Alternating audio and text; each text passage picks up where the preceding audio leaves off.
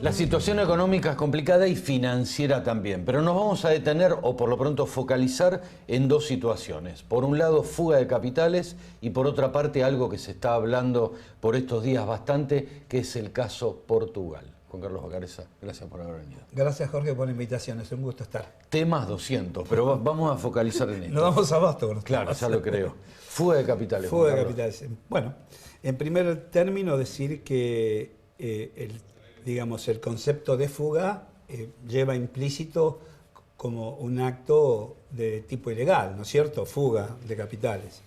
Es lo mismo que cuando uno se refiere al cepo por no poder sacar los dólares.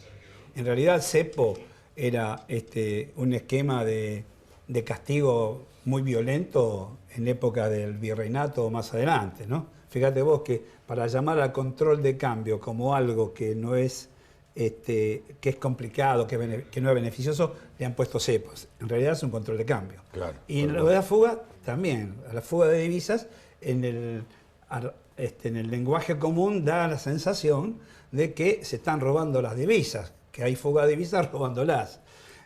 O ese imaginario de ver muchos camiones amarillos caminando por el acceso a Ezeiza llevando los dólares, cuando los dólares se transfieren vía electrónica o los pueden mandar la Reserva Federal de otra manera, cuando un país lo necesita.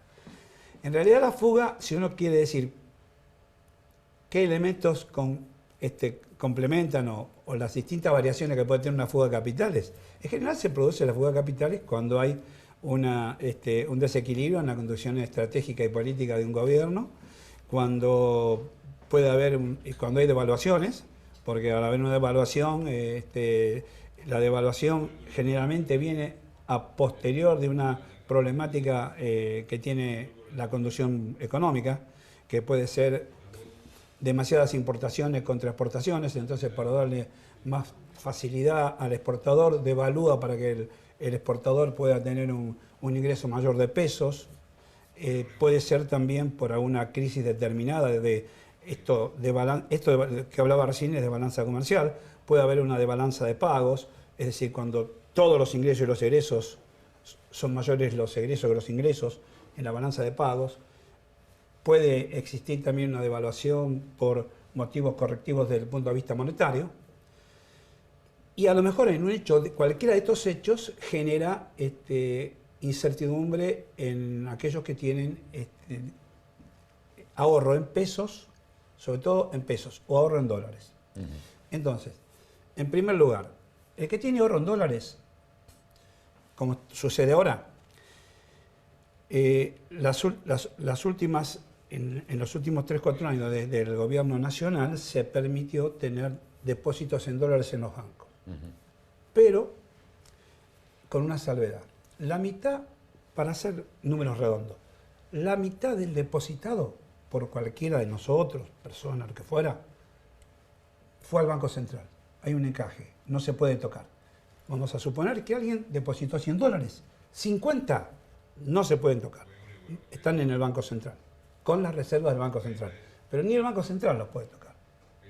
Y los otros 50 le autorizaban a los bancos a prestarlo a empresas que tenían como objeto comercial, industrial o de servicios relaciones con el exterior. Es decir, que iban a cobrar dólares. Entonces, el depósito está asegurado. Tal cual. Porque 50 lo tengo en el Banco Central y aunque lo prestó el banco, se lo prestó al quien generaba dólares para ingresar al país. O sea, que él iba a traer dólares al banco y el banco los puede devolver. Puede ser que haya una dificultad de meses y no más de 180 días si no los prestan. La primera reacción que se tuvo, ¿quién fue? Todos los que tenían dólares depositados fueron a sacar los dólares. Sus dólares, que estaban en caja de ahorro o en plazo fijo, se los llevaron ¿a dónde? A la casa, abajo del colchón, como decimos nosotros, a una caja de seguridad, donde fuera. Eso se llama fuga, porque en realidad hubo una fuga, Claro. pero que no es un delito. ¿Está claro? No es solo el dinero en el exterior, ¿no? La fuga está interna, Claro. pero fue fuga. ¿Por qué? Porque había 27.000 millones de dólares depositados y se llevaron 6, 7, 8 mil millones, se los llevaron. Mira, me dijeron un ejemplo, no sé si será cierto. Un amigo mío conoce a alguien que los fue a sacar, los contó y a los 2 días los llevó de nuevo. Cosas de estas pasan. Sí, porque viste la psicología de la gente. Y bueno, también habla la antecedentes. experiencia, Claro. habla la experiencia Claro, en todo claro. esto, ¿no? Segundo tema, cuando las empresas giran al exterior, las empresas multinacionales giran al exterior, sus ganancias también las giran en dólares. Claro. Ganan en pesos, las transforman en dólares y las giran en dólares. Eso también es fuga, Claro. porque se van los dólares del país. Se van legalmente, no se van ilegalmente. No, seguro. Pero también es fuga. Se disminuye la cantidad de dólares que hay en el Banco Central. Por eso se limitó eso ahora en la última resolución que tuvo el Gobierno Nacional. Que muchas empresas tienen que pedir autorización y los bancos, sobre todo los bancos, no pueden girar utilidades por la escasez de dólares que hay en el Banco Central. Un tercer motivo es cuando el Estado paga intereses de la deuda o paga capital. También se van, también se fugan. Capital e intereses. ¿De dónde salen? Del Banco Central. ¿Cómo caen las reservas? Hay fuga de capitales.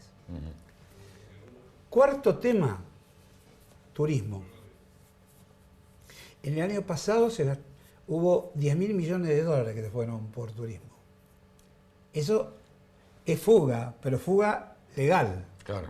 Eso es Tampoco fuga. lo puedes parar eso, ¿Y cómo ¿no? lo paras? Claro. Si no, tiene que desdoblar Lógico, el valor. el valor. Exactamente. Decir, bueno, para comercio e industria, el dólar vale X pesos y el que se va de turismo tiene un 40% más de valor. Entonces, ahí tendríamos cambios múltiples. Cambios múltiples. Y otro de los temas importantes es el contado con liqui.